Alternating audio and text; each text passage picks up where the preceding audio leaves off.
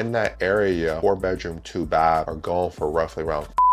If you look at this pretty closely, the house itself, you can renovate the house for about. When you're looking at listing properties and you listing properties just like this one, give your buyer.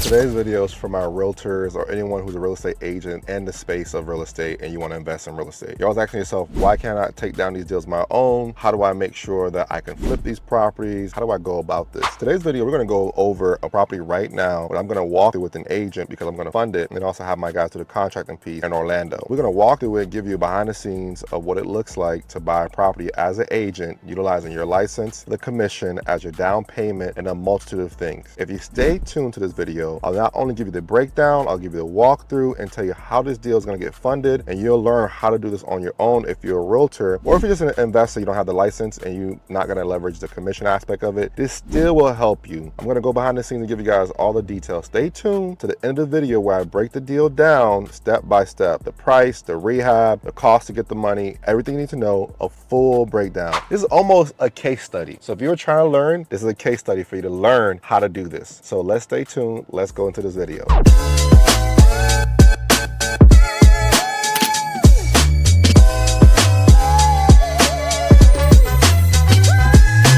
Okay, so you're like, how do I even figure all this out? Okay, let me kind of give you a piece of it together. So you want to provide them with a cash offer. If you're going to a listing or you're just a buyer, the agent who's buying it from another agent and you're the buyer and you're representing yourself, you want to present a good, fair cash offer. But let's go from the point of the agent who's listing it. When you see a house in this type of condition, you know that time is of the essence, right? You're under foreclosure, you're about to go in that period, the house needs work. So yes, you have a fiduciary responsibility to your client, right? So go ahead and put a house on the market. Also give them a cash offer as well. This seller had someone who was already under contract. So what happened was a wholesaler had him in contract and tried to wholesale it, but it fell through. So now the listing agent who's given a cash offer looks like, hey, I'm a hero. I'm a hero.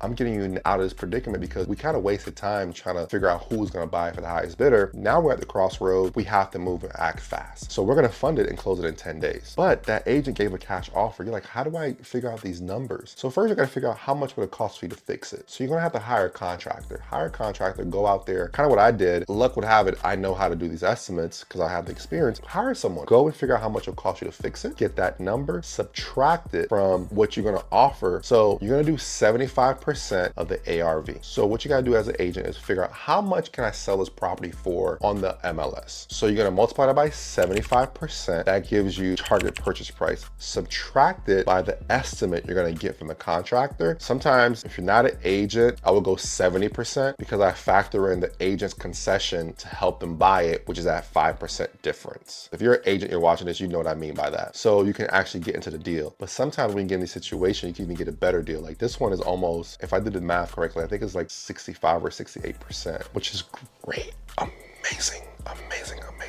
And then you reach out to someone like myself to get hard money funding. Now the next question is, where am I getting the down payment from? I'm pretty sure you know someone who has money in some capacity. You could do a joint venture. You could borrow the money from them, give them a return on their money. Say, hey, I need to borrow 50,000. I'll give you 12% back or 10% back. Here's the contract. You're going to be tied to this property as security for your money. Here's how you package the deal. Once you have that, you can actually close, and we can close in 10 days. So if you look for funding, you want to fix and flip a property, you need the hard money lending, we can do it for you. I can do it for you. You reach out to me, we'll kind of get that funded. And these are the things that I want agents to understand. An agent would have to sell $1 million of real estate to make $30,000. So here's a case where you're going to do one transaction on top of your commission where you'll probably make 50 or 60, a volume of real estate of like $2-3 million. You'll make that same amount of money and still hold your license, do what you're going to do. You're going to be out in the field anyway. So that's how you package this deal and you get it done. So as I'm doing a walkthrough of this property, you're probably noticing that the property is pretty cluttered and it has a lot of things in there. That's because we're on the way to close with somebody else and it didn't pan out. So the agent, who's also learned to be an investor, this is their second deal, was like, Gene, should I buy this? I was like, you should buy it. Now here's the inner workings. As you guys are looking at the deal right now, as far as seeing the inside, this house currently as it sits is a 3-bedroom, 2-bath. Now the bathrooms are a little funky. One of the bathrooms are a step-up bathroom. It's a little funky itself, but here's the kind of inner workings of it. The house has an unpermitted 4th bedroom, which we're gonna have to kind of get that permitted and built out to make it a 4-bedroom. And in that area, 4-bedroom, 2 baths are going for roughly around 350 to 360. On the high end, I would say 360, but comfortably, I would say 340, 350. So I'm gonna go in the middle, 350. The agent's buying the house for 200,000. The house is currently in foreclosure and they have a time deadline. Now the agent that I'm talking about is the listing agent. Because the deal kind of fell apart, they're now picking the deal up themselves to flip it. Now I said they're buying it for 200. So there's like $150,000 spread there between the purchase price and the ARV, which is the after repair value. If you look at this pretty closely, the house itself, you can renovate the house for about $50,000 to $55,000 all in. So she gets a hard money loan, which I'm gonna fund it for her. I'm gonna get my guys to fix it for her as well. So let's say she comes out of pocket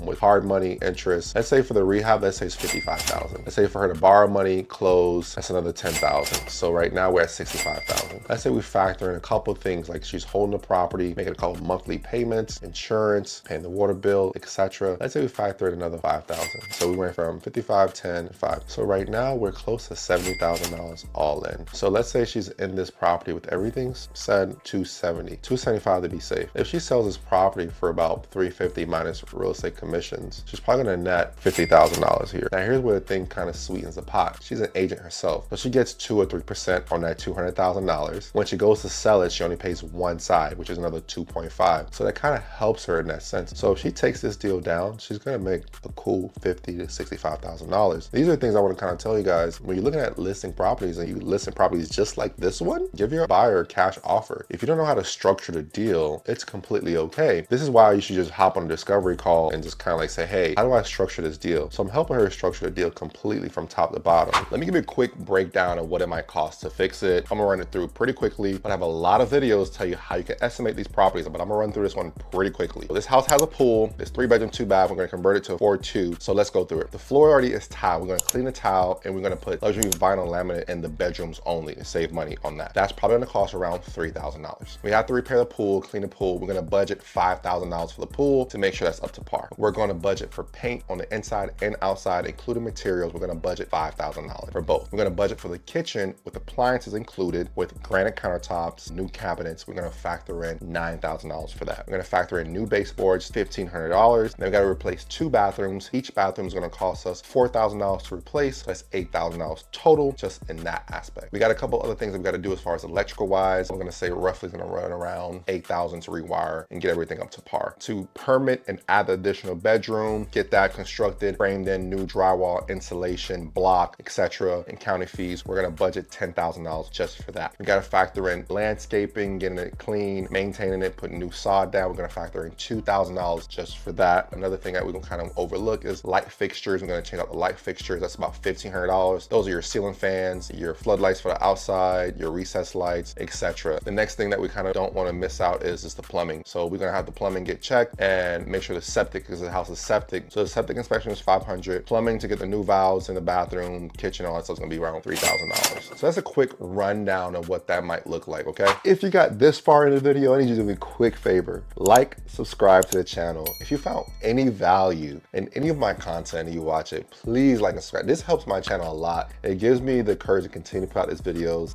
and kind of help you guys in the best way possible. This is Gene Garan, your hard money lender, also contractor, helping you make real estate full circle. If you have any questions, comment below or like the video. I would greatly appreciate it. Thank you for watching. If you have any questions, reach out to me. See you guys in the next video. I'm out.